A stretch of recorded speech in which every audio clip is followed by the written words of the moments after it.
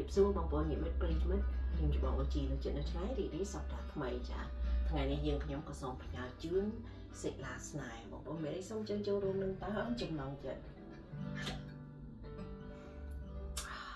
ឈ្ងុយណាឈ្ងុយចា